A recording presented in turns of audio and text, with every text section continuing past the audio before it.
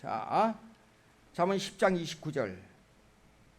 이게 여호와의 도 그러면 이게 길이란 뜻이에요. 길. 네. 길도 자예요. way.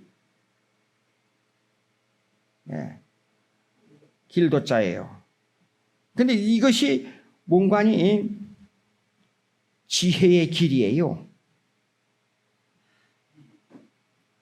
왜냐 그러면 31절과 32절을 보면 지혜와 패역한 자를 상대적으로 얘기하고 있어요.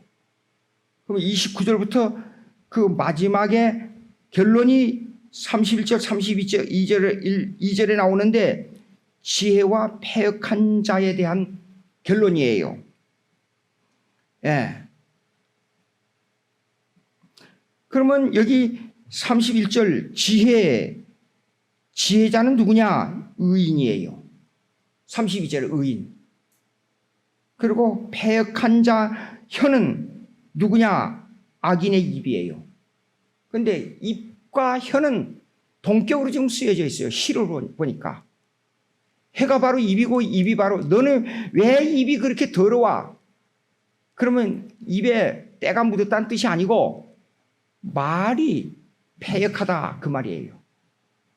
예. 그래서 입과 혀는 여기서 동격으로 쓰여진 겁니다. 그러면 지혜자의 길이 뭐냐? 오늘 제목이 뭐냐면 제목이 지혜의 길이에요. 지혜의 길. 지혜자의 잠깐만 여기 적어놓은 거 있어요. 지혜자의 언어예요. 지혜자의 언어. 오늘 제목이 지혜자의 언어. 근데 그 길을 가는데 아주 중요한 위치를 차지해야 하는 것이 지혜자의 지혜자의 도가 형성되는 아주 중요한 그 수단이 뭐냐 그러면 언어예요. 말이에요, 말. 죽도록 일해놓고 말 한마디로 망쳐버리는 사람이 많아요. 그러니까 이 말이 얼마나 중요한가, 이 신중을 기해야 되는데 사람마다 말을 할 때 말은 너무 쉽게 나올 수 있으니까 말에 신중을 기하지 않는다. 그겁니다. 근데 지혜자는 언어를 잘 사용해요. 예. 자, 근데 여호와의 도가 정직한 자에게는 산성이요. 산성이 뭐예요? 높은 곳. 그게 성경에서 쓰는 이 권위, 힘, 능력, 안전한 곳, 이 보루, 이것은 여러 가지가 있는데 예루살렘, 산성, 시온산 이런 것들이 표현되고 있잖아요. 그 산성은 힘의 상징, 능력, 권능을 말한단 말이에요. 그러니까 정직한 사람에게는 여호와의 도가 산성이 되어버려요. 즉 여호와께서 마련한 길은 정직한 자에게는 하나의 보루가 뭐예요? 이 가장 높은 힘 있는 고지, 이 점령지라는 뜻이에요. 근데 행악자에게는 멸망이니라. 즉 그 보루의 지배를 받기 때문에 그래요. 정직한 자의 지배를 받아요. 힘과 힘의 대결은 힘이 센 사람이 이겨요. 근데 오래전에 제가 중간중간 드라마를 본 게 있잖아요. 그게 뭐지요? 그 나 제목도 잊어버렸어요. 이정재 씨하고 김두한 씨하고 싸움은 야인시대. 근데 왜 이정재 씨가 가만히 보게 되면 그 사람이 사형을 당할 만큼 법적으로 문제가 된 건 아니었어요. 한 2, 3년 살다가 나왔으면 딱 법조계 그러더라고요. 한 2, 3년 살다가 나왔으면 만족한데 새 정부를 건립하기 위해서 그 사람을 희생양으로 그 주위의 사람들 이마수, 이정재 씨를 주겠다는 거예요. 40대 젊은 나이에. 예, 억울하지요. 근데 그 사람들은 힘으로 가지고 정치를 하는 걸로 생각했어요. 정직과 지혜를 쓰는 게 아니고. 근데 김두한 씨는 왜 오래 살아남았느냐? 그래도 약자 펜을 들고 그 주먹을 약자를 위해서 쓰는 것이 아니다. 그런 생각을 가지고 있었기 때문에 의인은 영영이 이동되지 아니하여도 악인은 땅에 거하지 못하게 되느니라. 요거는 이 배경이 있습니다. 이건 솔로몬 왕이 있을 때 그 배경인데, 솔로몬 왕의 배경은 뭐였냐 그러면 그때 당시에 이것이요, 왕권에 대한 배경을 가지고 있었습니다. 왕권에 대한 배경이 뭔가 하니, 정직한 왕에게 자기를 의탁하고 왕과 같이 동행하여야 된다, 그런 뜻을 여기서 여기 내용 속에 포함하고 있어요. 그래, 악인은 땅에 거하지 못하게 되느니라 하는 말은 실제적인 문제로 정직한 사람이 왕과 함께 갈 때에 이 땅에서 영원히 이동되지 아니하여도 악인이 이 정직하지 못하면서 이 법, 이 정권에 대항하면 이 사람은 언젠가는 심판을 받는다, 그런 뜻이에요. 오늘날도 마찬가지 아니에요. 보십시오. 그러니까 성경에 에베소서 5장을 보게 되면 국가, 정부의, 그다음에 정부가 아니고 뭡니까? 그 master in the world 뭐예요? 그 세상의 주인, 지주, 사장, 여기에 잘 순종하고 충성하라고 그랬어요. 그것이 큰 단체로 나가게 되면 국가예요. 그 말은 국가에 충성하라 그 말이에요. 권위에 복종하라 그 말이에요. 그러면 악한 마음을 가진 사람들은 이렇습니다. 법을 어겨요. 주먹으로 해결하려고 그래요. 힘으로 해결하려고 그래요. 사기로 해결하려고 그래요. 그러면 망하는 거예요. 이런 역사적, 왕권에 대한 역사적 배경을 가지고 있습니다. 여기에는. 그러니까 이것이 뭐냐 그러면 이 사람 사는 데 지혜인데, 지혜가 뭐냐? 사람 인간관계를 잘 유지해 나가는 거예요. 그런데 깡패들은 어때요? 반드시 적이 있어요. 그 힘으로 적을 물리쳐야 된다는 생각이에요. 그런 미련한 사람들이에요. 그러니까 이 사람들은 깡패들 돈 많이 벌고 이 세상에서 영화를 누리며 사는 사람이 있어요? 없어요. 그들은 맨날 싸움하고 숨어 다니고 법을 피해 다니고 마음에 고통을 당하기 때문에 60도 못 넘기고 죽은 사람들이 많잖아요. 70은커녕. 예, 이런 것을 지금 얘기하는 겁니다. 그러니까 정직하게 바로 살려고 하는 사람들은 그거 약간 손해보는 거. 근데 이게 참 이상해요. 깡패들 보고 그 다음에 그 거짓말하고 사기하는 사람들 보게 되면 단 10원, 100원, 1000원, 만원 그거 손해 안 보려고 그래요. 그것 때문에 주먹질을 해요. 예. 근데 정직한 사람들은 어떤 사람에게 약간 좀 손해를 볼지라도 그거 다, 특별히 우리 기독교인들의 입장에서는 그거 다 무슨 뜻이 있으니까 그거 작은 거 그냥 내버려 둬. 괜찮아. 그리고 스스로 위로하고 하나님에게 모든 삶을 맡기고 살아갑니다. 자, 근데 여기에 있어서 아까 다시 이제 돌아가서 의인의 입은 지혜를 내도 패역한 혀는 입과 혀는 같은 말이에요. 네, 말하는 거. 그러면 쉽게 말해서 이 말입니다. 말을 잘하라 그 말이에요. 말을. 나중에 나옵니다마는 잠언에 합당한 말은 이게 금과 은과 비교를 했어요. 그러니까 저갑한 말은 은혜에 해당돼요. 그 다음에 아니요. 침묵은 은혜에 해당돼요. 근데 합당한 말은 금에 해당돼요. 이 말은 말을 잘해야 된다 그 말이에요. 이 말은 가장 쉬우면서도 가장 어려운 게 말이에요. 별거 아닌데도 그 사람을 아주 잘못한 것처럼 비평하게 되면 적이 돼버려요.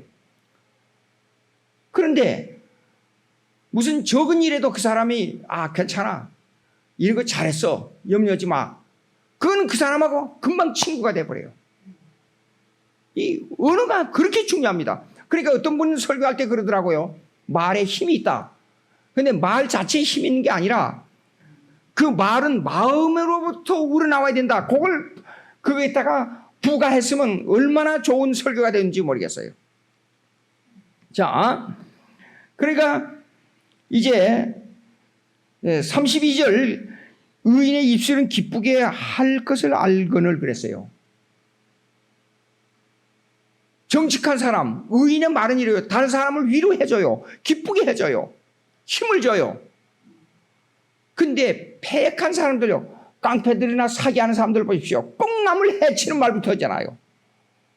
남을 비평하는 것부터 하잖아요. 물론 이런 건 있어요. 하나님 앞에서는 상과 벌이 공정하게 나와요. 잘못한 거에 대한 벌이 반드시 옵니다. 또 잘한 거에 대한 상이 반드시 옵니다. 하나님은 그걸 어느 편으로 오든지 오게 돼 있어요. 반드시 와요. 이 땅에서 잘못한 거에 대한 벌을 하나님께서는 반드시 내리도록 돼 있어요. 그런데 많은 사람들이 그걸 깜빡 잊어버리고 자기 한 일을 깜빡 잊어버리고 이래요. 내가 왜 이렇게 고통을 당하지? 근데 그것이 사실상 하나님으로부터 오는 채찍이에요. 예수를 잘 믿는다고 했는데 고통을 당해요. 근데 그 고통은 인과 보응의 고통이 아니라 하나님의 섭리적 뜻이 있어요. 그 섭리적 뜻이 뭐냐? 그거는 이겁니다. 이 사람을 강하게 훈련해서 하나님께서 사용하고자 하는 뜻이 있는 경우가 있어요. 예. 그런 사람에게는 일시적인 벌을 줘요. 고통을 줘요. 근데 그것은 사실상 벌이라고 할 수 있지만 벌이 아니에요. 훈련이에요, 훈련. 예. 하나님의 섭리가 그런 게 있어요. 그러니까 우리가 이 땅에 살면서 항상 어려운 일을 당하거나 좋은 일을 당하거나 간에 입술, 언어를 잘 구사해야 돼요. 혀를 잘 구사해야 돼요. 이게 아주 중요합니다. 자, 그러면 이것이 이 언어에만 끝나지 않고 행동으로 가야 된다 이게요. 그 행동이 뭐냐? 말하는 것이 저울이에요, 저울. 즉 11장 넘어가서 속이는 저울은 여호와께서 미워하시나 공평한 추는 그가 기뻐하시나. 이 저울과 공평은 똑같은 뜻이에요. 추는 똑같은 뜻이에요. 저울과 추는 똑같은 뜻이에요. 행동으로 갈 때는 모든 평가를, 자, 사람의 평가를 뭘로 합니까? 어떤 사람이 이래요. 그 사람을 알기 위해서는 두 가지를 경험해 보면 안다 그러더라고요. 그게 뭐야? 첫째, 동거래 해봐라. 예. 그냥 두 번째, 일을 같이 해봐라. 그러면 그 사람을 안다 그래요. 근데 그 중에 아주 중요한 게, 동거래 중요한 게 뭐냐면 저울이에요, 저울. 예? 오늘날로 옛날에는 물건을 가지고 했습니다. 옛날에 우리 한국에서 쌀 가지고 돈 사러 간다 그러지 않아요. 쌀이 돈이에요. 그러면 돈의 무게는 뭐예요? 뭐 몇 킬로그램, 몇 근, 그 다음에 몇 대, 이렇게 계산해요. 그러면 이 추라는 말은 뭐냐? 그러면 돈으로 계산할 때 계산의 단위예요. 한마디로 이 구약시대는, 이때는. 예. 그러니까 돈을 우리는 100원, 1000원, 만원, 그것이 바로 추예요. 계산의 단위니까. 예. 그러면 거짓말하고 속이고 올바르지 않는 사람은 이 저울을 속인다 그 말이에요. 추를 속여요. 자, 여기에 좀 레위기 19장 35절, 레위기 19장 35절. 레위기 19장 35절.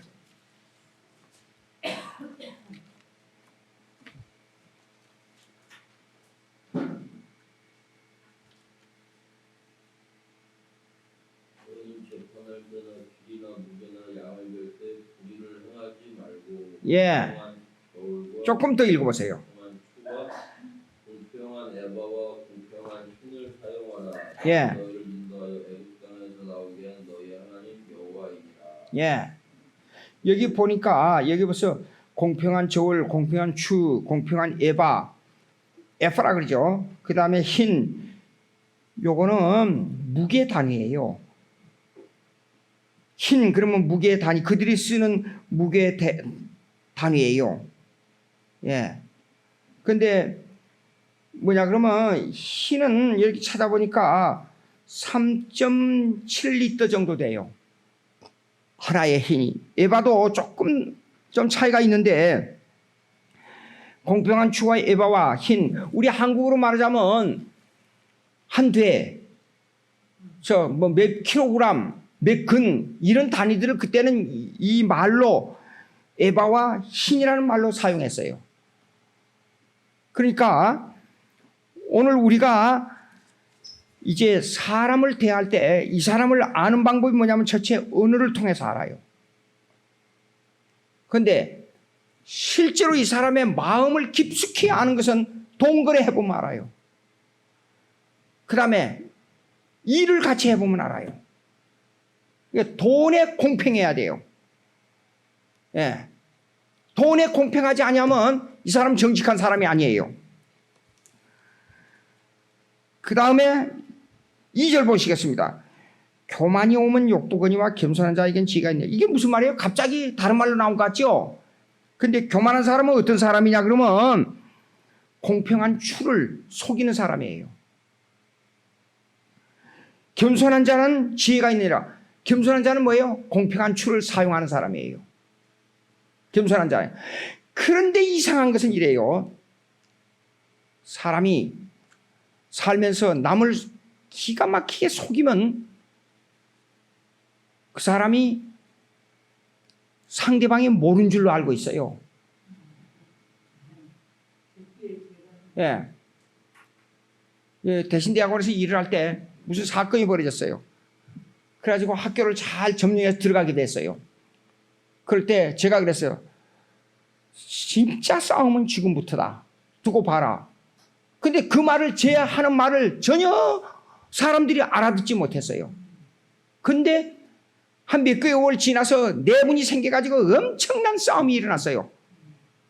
더 문제가 생겼어요. 그때에 저를 보고 그러더라고요. 사람들이. 그때 그 말을 했는데 왜 어떻게 그걸 알고 그랬느냐.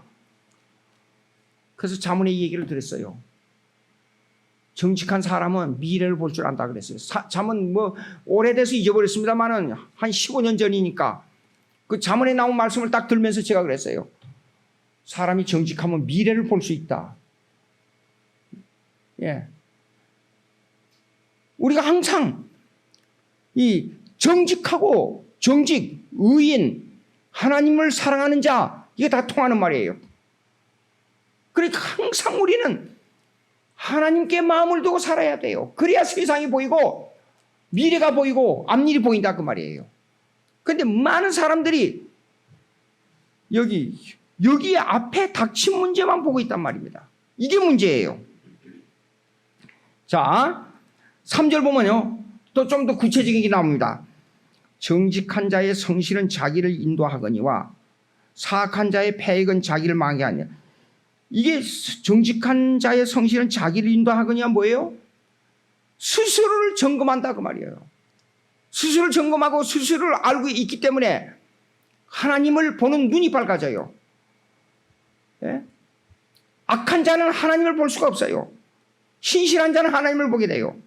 하나님을 본다 하는 말은 실체적으로 보면 하나님을 보면 죽어요. 근데 참신한, 신실한, 정직한 자 마음을 가지면 하나님이 보인다 그 말이에요. 하나님을 보는 방법이 그겁니다. 근데 소크라테스가 뭐요? 너 자신을 알라 그랬죠. 내 자신을 어떻게 알아요? 자신을 아는 거울이 어디 있어요? 거울이 없잖아요. 예. 근데 우리는 거울이 있어요. 그게 성경이에요. 성경을 통해 자신을 알게 되는 거예요. 그러니까 성경을 보면 언제나 나는 죄인이라는 것밖에 더 고백할 길이 없어요. 애통하는 자, 예, 긍휼히 여기는 자, 그 다음에 이런 것들, 핍박을 받는 자, 이런 것들은 어떻게 그 자신을 아는 길이 되는데 그것이 어떻게 자신을 아느냐? 마음이 가난해지고 핍박을 받고 고통을 당하고 정직하고 슬퍼하고 그것이 이 성경을 통해서 와야 하나님을 알게 되는 거예요. 그러니까 6절에 보십시오. 5절 보십시오. 4절 보십시오. 3절, 5절 먼저 이렇게 하겠습니다. 5절, 6절 하고 4절로 올라가겠어요. 5절 보세요. 완전한 자의 공의는 자기의 길을 곧게 하려니와. 그 다음에 아닙니다. 이게 아까 3절 정직한 자의 성실은 자기를 인도하거니와 이 내용은 5절하고 통합니다. 완전한 자의 공의는 자기의 길을 곧게 하려니와 악한 자는 자기의 악으로 말미암아 넘어지느니라. 요 3절하고 5절하고 통하는 거예요. 완전한 자가 정직한 자예요. 정직한 자의 정직, 그 다음에 완전한 자의 공의. 공의는 완전한 자에게만 해당되는 단어예요. 공의는 뭐냐 그러면 철저하게 완전한 의를 행한다, 그런 뜻을 포함하고 있기 때문에 그래요. 그런데 자기의 길을 곧게 하려니와, 그 다음에 3절로 가서 자기를 인도하거니와 통하지 않아요. 이거 시로 되어 있기 때문에 교차가 되는 거예요. 그래서 3절하고 5절하고 통하는 겁니다. 그 다음에 악한 자는 5절로 넘어가서 악한 자는 자기의 악으로 말미암아 넘어지느니라. 그것은 3절에 가서 사악한 자의 패역은 자기를 망하게 하느니라. 똑같은 내용이에요. 그런데 이것이 무엇과 관계가 되어 있느냐? 경제와 관계가 되어 있어요. 올바른 자는 돈이 없어 망하는 거고, 정직하고 공의로운 자는 돈이 있어서 흥하게 된다, 그 말이에요. 재물과 관계, 4절 보시겠습니다. 재물은 진노하시는 날에 무익하나 공의는 죽음에서 건지느니라. 이거 말이 좀 이상하지 않아요? 요걸 설명하겠어요. 궁극적으로 말하면 진노의 날은 심판의 날이에요. 우리가 죽는 날이에요. 하늘나라에 가느냐 지옥으로 가느냐 하는 날이에요. 그런데 이사야 10장 3절 한번 보십시다. 이사야 10장 3절. 이사야 10장 3절.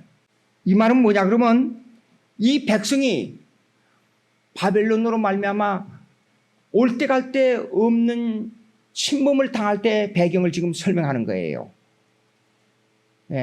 근데 이제 요거 좀 설명하겠어요.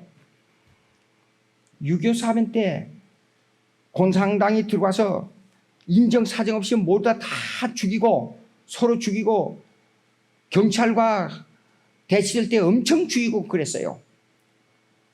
그런데도 불구하고 거기에 인간적 미가 살아있는 것이 있었어요. 그게 뭔가니, 평상시에 유교 사변이 터지기 전에는 사상과 관계없이 서로 도와주고 서로 위로하고 그런 일들이 일어났습니다. 그럴 때에 인정이 많은 사람들은 공산당도 민주주의에 있는 영역에 있는 사람을 가리지 않고 그 사람들을 위로하고 도와준 사람들이 있었어요. 근데 그 중에 많은 사람들이 기독교인들이었어요. 그런데 공산당들이 침범해가지고 기독교인들은 무조건 잡아 죽이라 그랬잖아요. 근데 상당수 기독교인들이 살아나왔어요.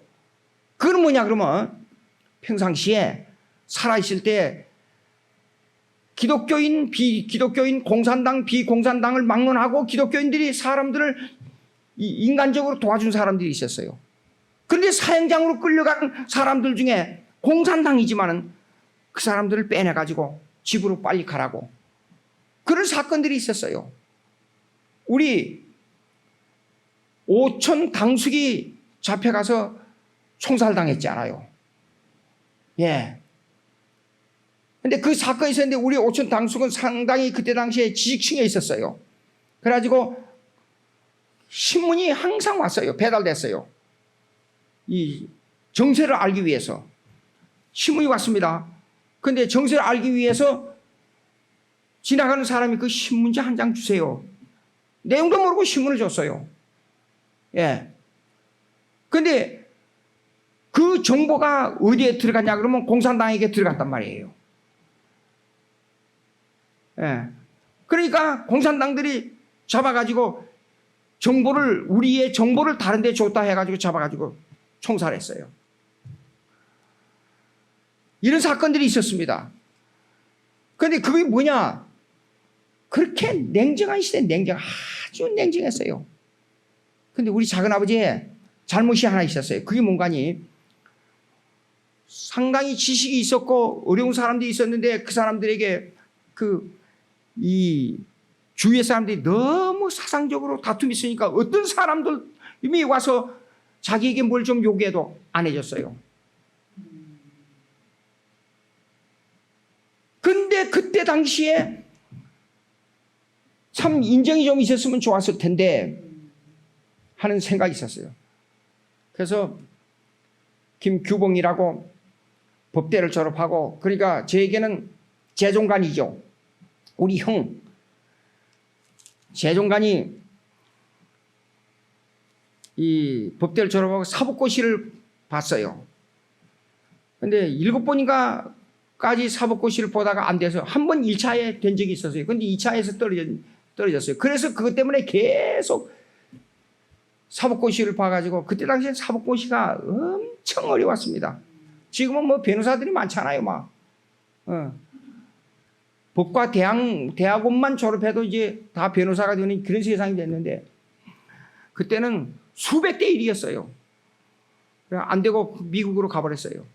근데 우리 형님 되는 재종이 하는 말씀이 이거 있었어요. 저하고 9살 사이인데, 미국으로 가기 전에 우리 아버지가 조금만 마음을 넓게 썼으면 좋았을 텐데, 그 말씀을 했어요. 그러니까 평상시에 우리가 이 작은 거 있잖아요. 예. 돈 몇 푼 들어가는 거, 작은 거에 너무 인색하면 안 돼요. 예. 보십시오. 재물은 진노하시는 날에 무익하나 공의는 죽음에서, 이 말이 무슨 말이냐? 마지막 결론이 얘기하겠습니다. 다 죽어요. 환란이 지어오거나 다 죽어요. 재물이 아무 소용이 없어요. 내가 돈을 아무리 많이 쌓아놔도 소용이 없어요. 그런데 공의를 행하는 자, 이 재물을 가지고 올바르게 쓰는 자, 그런 뜻이에요. 그때에 다 죽어도 그때에 올바르게 재물을 쓰게 되면 죽음에서 내 생명이 건지움을 받을 수 있다, 그 말이에요.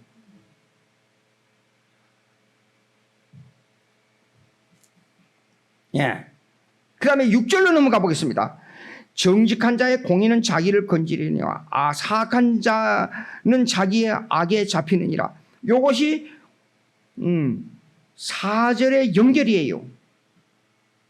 4절의 연결. 도둑질 해가지고 돈을 아무리 쓴다고 사람들을 위해 쓴다고 할지라도 이거는 공의가 아니기 때문에, 사악한 자의 돈이기 때문에 악에 잡혀요. 비근한 예를 그냥 쉽게 들어보면 이렇습니다. 내가 도둑질하고 강도질해갖고 돈을 많이 가지고 있어요.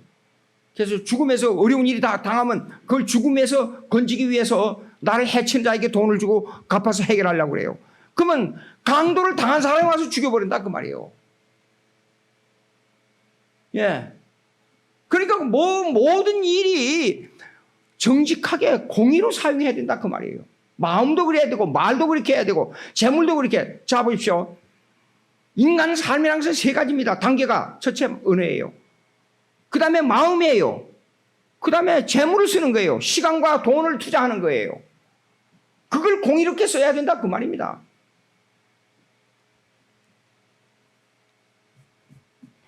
(7절) 아까 반복입니다. 악인은 죽을 때 그 소망이 끊어지나니 불의의 소망이 없어지니.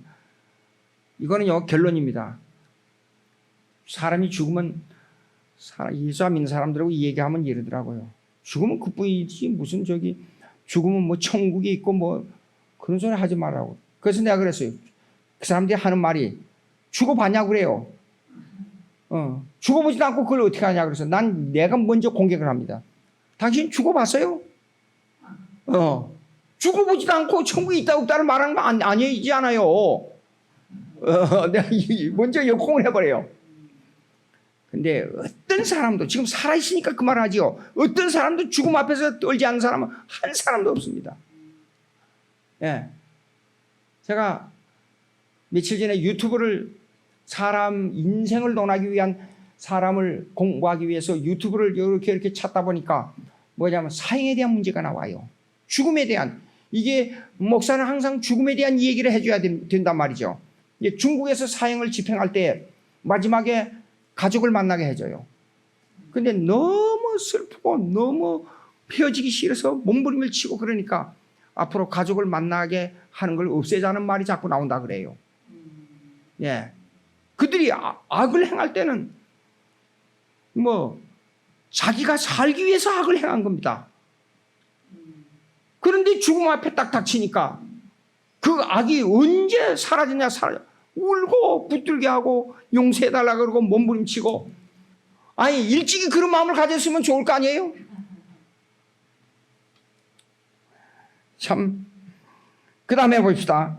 의인은 8절 의인은 환난에서 구원을 얻으나 악인은 자기의 길로 가느니라. 악인은 자기의 길로 간단 말이 죽을 수밖에 없다 그 말이요. 예, 의인은 환난에서 구원을 얻으나 그랬어요. 고통을 당할 때 그럴 때 구원을 얻을 수 있어요. 의인은 참. 예. 그 다음에 10절 보시겠습니다. 의인이 형통하면 성읍이 즐거워하고 악인이 패망하면 기뻐 외치느니라. 이거는요 이렇습니다. 여기에 보니까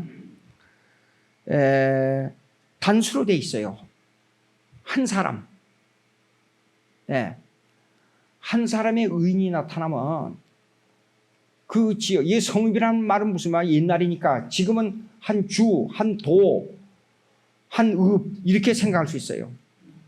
한 지도자 한 사람이 지도자가 아닐지라도 그 지역에 올바른 사람이 나타나게 되면 이 성읍이 즐거워한다 그랬어요. 잘 돼요. 한 사람의 좋은 사람, 한 사람의 나쁜 사람으로 말미암아 여러 사람의 영향을 받아요. 제가 자랄 때 우리 동네가 8가족이 살았어요. 근데 최 씨라고 하는 분이 술을 먹고 아주 개차반이었어요. 근데 아침에 교회 가면 저 미친놈이 또 아침에 일찍 나가네. 미쳐도 바로 미쳐야지. 저 예수 미친놈 저 간다고. 얼마나 핍박을 했는지 몰라요. 저를 보고. 먼 친척이기 때문에 깊은 얘기 말도 대꾸도 못하고 그냥 지나쳤어요. 근데 어느 아침에는 지나가는데 또 저를 욕하고 막 예수 믿는다고. 예수 믿으면 뭐 천당 가느냐? 천당이라고 그랬어 그때 당시에는. 천당 웃기는 소리 하고 쳐다빠졌네. 그러면서 저를 욕하고 그랬네.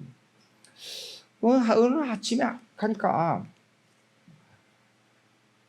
지나가는데 화가 좀 났어요. 제가. 그래 나는 미쳤어 미쳐. 근데 최 씨 아저씨는 보니까 미쳐도 완전히 잘못 미쳤네요. 맨날 술 먹고 아내나 두드리 패고 그 잘못 미친 거 술로 죽을 사람. 내가 그렇게 말했어요. 술로 죽을 사람 제대로 잘못 미쳤어요. 근데 나는 제대로 잘 미쳤어요. 예수 믿으면 뭐든지 잘 돼요. 근데 그 사람이 알코올 중독으로 40대에 죽었어요. 술병이 들어가지고. 그것도 한 10년 후에 제가 그렇게 말하고 나 10년 후에 그이가 죽었는데 10년 후에 지나가면서 내가 핍박받을 때 알코올 술병이 들어 죽을 것이요 하는 말을 한 것이 그때 생각이 나는 거예요. 그래서 동네에서 술 먹고 와서 개차만 같이 하니까 동네 사람들이 전부 그 사람 피해버려요. 그 한 사람 때문에 온 동네가 불화가 일어나는 거예요. 그 사람이 죽고 나니까 동네가 아주 조용해요. 한 사람 때문에. 한 사람. 참 이거요. 의인이 형통하면 성읍이 즐거워하고 악인이 패망하면 기뻐 외치느니라. 이게 딱 들어맞아요. 특별히 국가는 이래요. 한 사람의 지도자가 국가를 망하게 하고 흥하게 하고, 한 사람의 지도자 때문에 수많은 사람이 죽어요. 히틀러, 일본 천황. 예. 그러니까 한 사람의 지도력이란 것은 엄청난 겁니다. 예. 자, 시간이 돼서 어쩔 수 없이 10절까지 하고 다음에 또 계속하도록 하겠습니다. 기도하십시다. 하나님 아버지 감사합니다. 저희들에게 은혜를 주셔서 이 인간과 인간의 관계, 말로 지혜의 언어를 어떻게 사용하느냐, 마음을 어떻게 쓰느냐, 물질을 어떻게 쓰느냐, 이 작은 것 같지만은 온 마음과 정성을 다해서 주님을 섬기는 일에 우리 성도들 간에, 불신자들 간에 이 사이를 융화롭게 하는, 아주 잘 어울리게 하는 지혜가 여기 있습니다.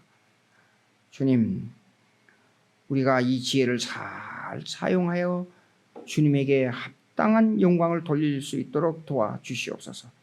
예수님의 이름으로 기도합니다. 아멘.